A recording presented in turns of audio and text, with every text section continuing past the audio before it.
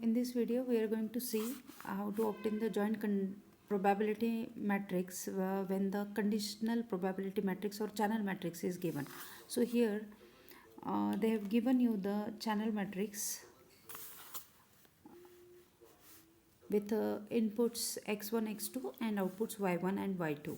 If there are two rows in the channel matrix, then there are two inputs and two columns, that means two outputs.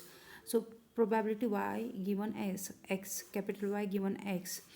This is the matrix. So in the probability form, we can write it as probability y1 given x1, this one. This point 1 is probability y2 given x1. This point 2 is probability y1 given x2. This 0.8 is probability y2 given x2. So this is the channel. It has inputs x1 and x2 and outputs y1 and y2. x1 and x2 symbols are included in the alphabet capital X or set X. Here that is written. So set Y or alphabet Y includes outputs y1 and y2. One property of the channel matrix is that rows addition is always 1, that is 0.9 plus 0.1.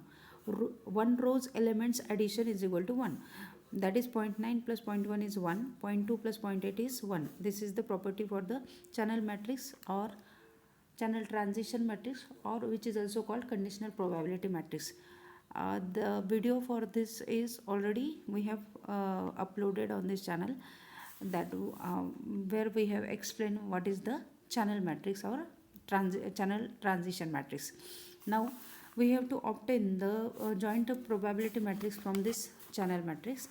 For that, you should be provided with the probabilities of the inputs P. So they have given you Px1 is 0.5 and Px2 is 0.5. Now how to obtain the joint probability matrix? So that is probability capital X capital Y, and the square matrix bracket is shown to show that it is a matrix. It is equal to you have to multiply this row with probability x1 and this row with probability x2. This is the procedure to calculate the joint probabilities. So 0.9 into 0.5, 0.1 into 0.5, that means this row with px1. So 0.9 into 0.5 is 0.45, 0.1 into 0.5 is 0.05. Then 0.2 into px2, px2 is also 0.5. So 0.2 into 0.5, 0.8 into 0.5. So that is 0.8 into 0.5 is 0.4 and 0.2 into 0.5 is 0.1. So that means to obtain the joint conditional probabilities, you have to multiply this row with px1 and this row with px2. This rows all elements with px2 and this rows all elements with px1. So this is the joint probability matrix. So this is what is this probability? This is probability x1 comma y1. This probability is probability x1 comma y2. This is probability x2 comma y1. This is probability x2 comma y2. Same is written here. Now if you want the formulas, then probability x1 comma y1 is probability y1 given x1 into px1. That means probability y1, this is probability y1 given x1. You have to multiply this with px1.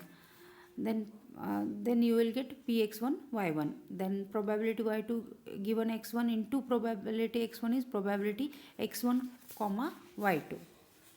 That is joint probability. So these are the formulas. Probability x1 comma y2 is probability x1 into probability y2 in given x1, or probability x2 comma y1 is probability x2 into probability y1 given x2. Probability x2 comma y2 is probability x2 into probability y2 into given x2. This is not needed to remember.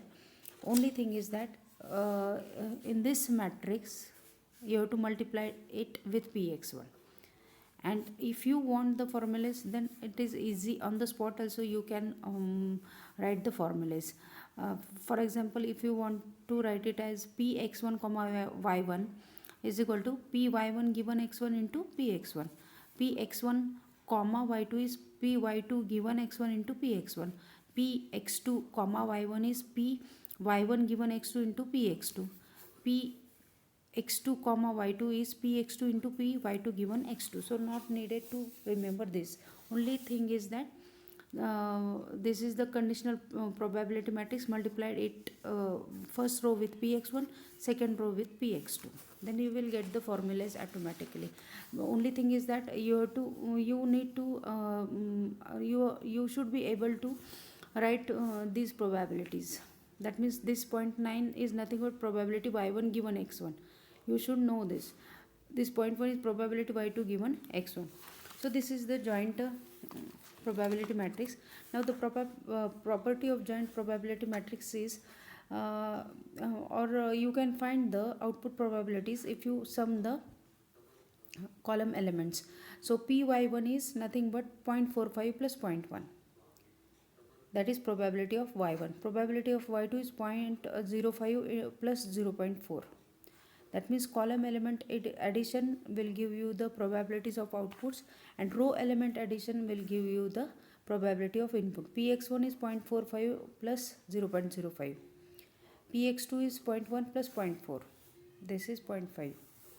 So joint probability matrix will give you the probabilities of inputs as well as outputs. Don't use this matrix to compute the probability of input and output. To find the probabilities of inputs and outputs, you have to use the joint probability matrix.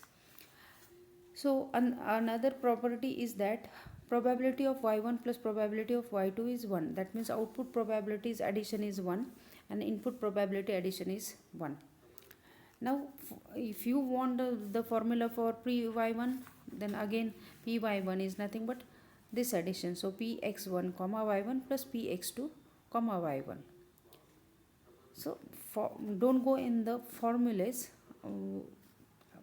It's better to remember with the matrices. So for example, if you want py2 is px1 comma y2 plus px2 comma y2 in the form of conditional probabilities. What is px2 y1? This one. Px2 y2 is this one. That means again py2 is px2 into py1 given x2.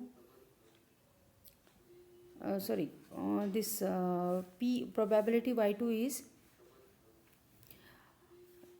x1 y2, probability x1 y2 plus probability x2 y2. You can replace this with these formulas also. Okay, so writing the formulas is easy if you go with the matrix method and able to write the elements in this form. For example, py1 formula, if you want, py1 is nothing but what? px1 comma y1 plus px2 comma y1. This in this addition. In the form of conditional probabilities, what is x1 y1? x1 y1 is px1 into p y1 given x1. What is px2? px2 into p y1 given x2. So these are the form, but not needed this one. Now what is needed? Once again I will tell you.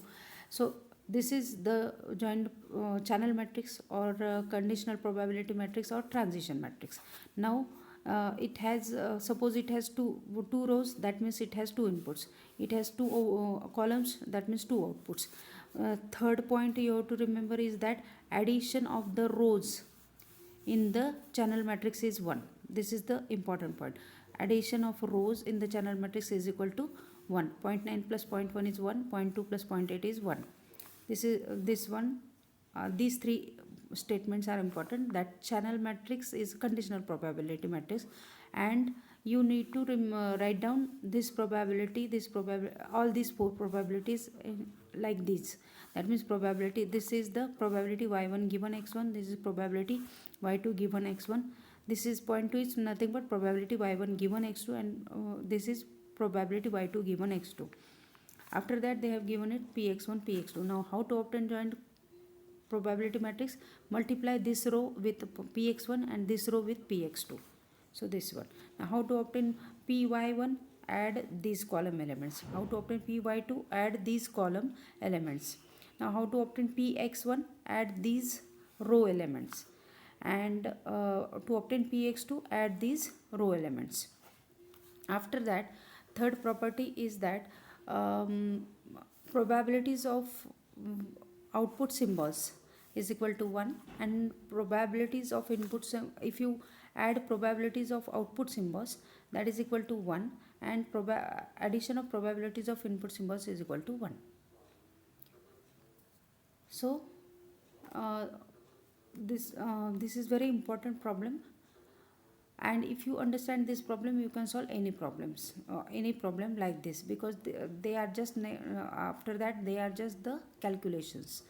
Okay, so once again, channel matrix is also called transition matrix. It is conditional probability matrix, and rows elements addition of the channel matrix is equal to 1. After that, multiply the channel matrix rows with the corresponding probabilities. So this is multiplied with px1 to obtain the joint probability, and this is multiplied with px2 to obtain the joint probabilities.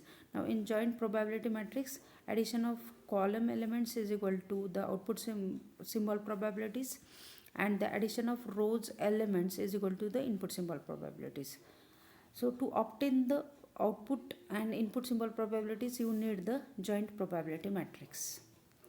So this is it for this video, and this is very important topic, and I think I have covered a lot of things in this video, because if you see the textbooks regarding this, they have I can say they have concentrated much on these formulas, and the length of the text then increases a lot. And students may get confused with they will try to recall these formulas, and really waste their times in memorizing these formulas, but no need to remember these formulas. You have to go matrix wise, and you need to you should be able to write the matrices in this form. Then it is very easy to write these formulas also, but in the exam they will not ask these formulas, so not needed to remember these formulas. So that's it for this video. In the next video we will see how to obtain the entropies, different types of entropies, if we know these probabilities. So if you like this video, give a thumbs up to this video. Also do consider subscribing to this video. If you have any problem still in this content, then kindly ask in the comment section. Thank you.